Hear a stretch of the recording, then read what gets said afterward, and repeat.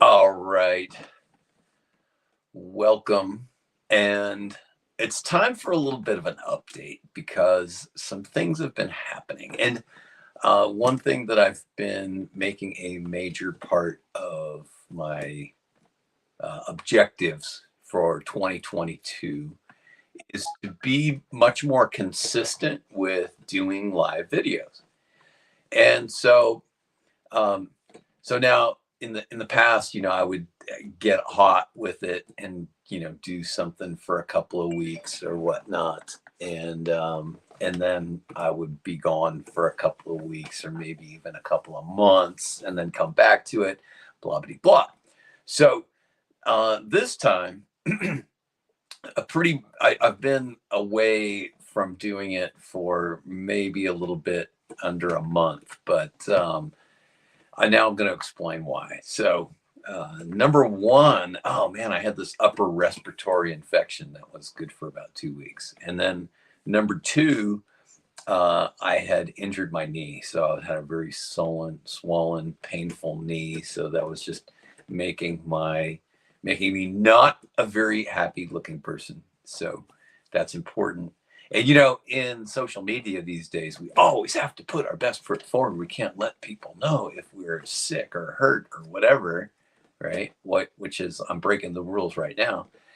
And then another very important thing happened. A negotiation with a place that I was working went south. So I was I was making my exit plan.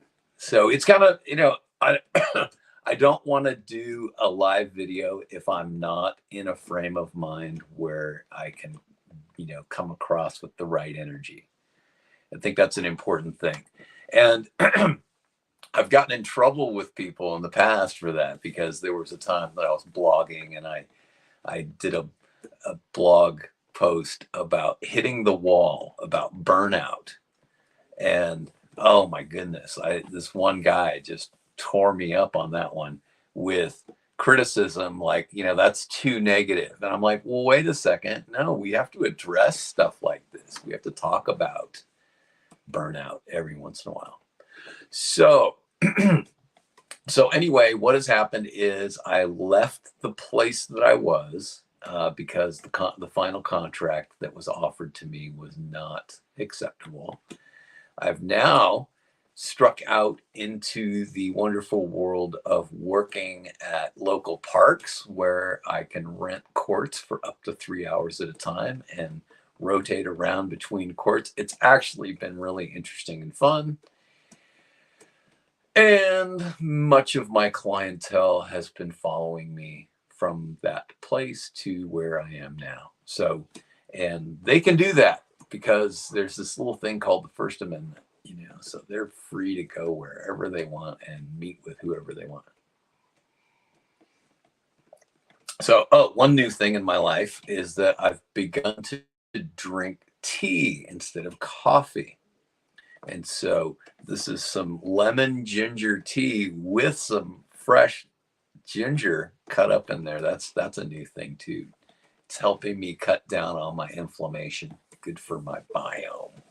Anyway, so a couple of quick notes and then I'm going to wrap this up because I got to get writing again. But I'm about halfway through the first draft of Tennis Strategy 201. I'm also simultaneously working on 301, but only when inspired. So if I'm on 201, I'm like, okay, this is a 301 topic, then I'm going into that. The other major thing that is happening too is now because of my transition from one place to the other, I now have a little bit more free time. So I'm getting back to producing the complete guide to coaching team tennis. That is a video course that I created with David Smith. David Smith of the Tennis Mastery books. So he has Tennis Mastery, Tennis Coaching Mastery, and High School Tennis Coaching Mastery. So he's a great friend, and we spent hours and hours videotaping some very helpful things.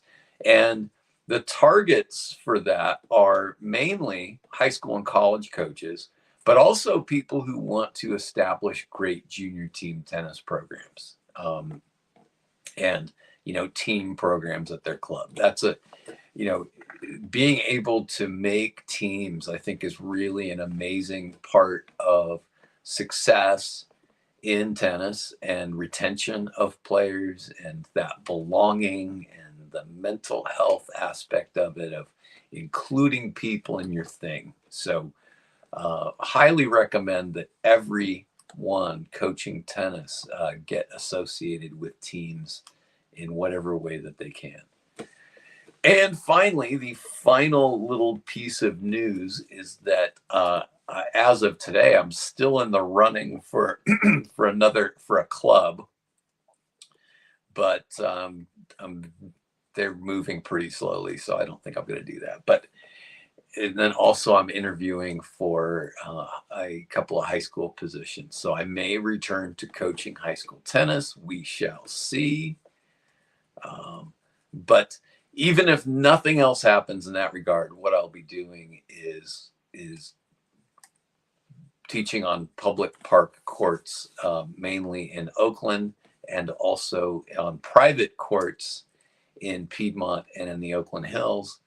And I'm looking forward to all that. It's kind of fun to go around and be the mobile tennis pro. Far more lucrative than working at a club, actually. The only downside is, moving from place to place, but,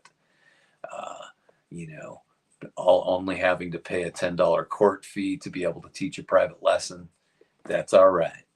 I'm okay with that, and then if I go to a private home, it's free. So anyway, that's me checking in. Tomorrow, I'm going to be coming with some actual content on tennis strategy 201. And I'm taking a little bit more time with that than the tennis strategy 101 book, which is right here. So that's available on Amazon right now. And also, I made diagrams. So there are diagrams in there that you can look at. That's not one of the best ones. So I got some diagrams in there about how to play the game. People love diagrams.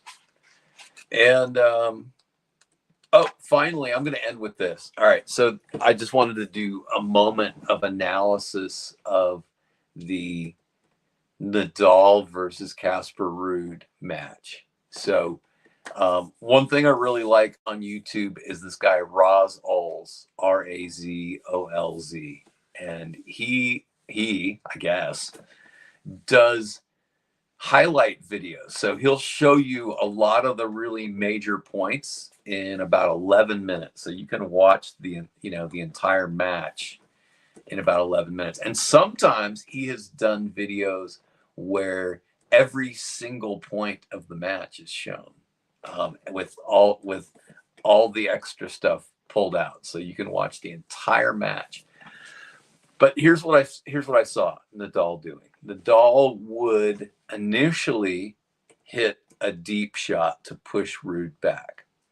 Then he would hit another ball that would land in front of the service line to pull Ruud forward.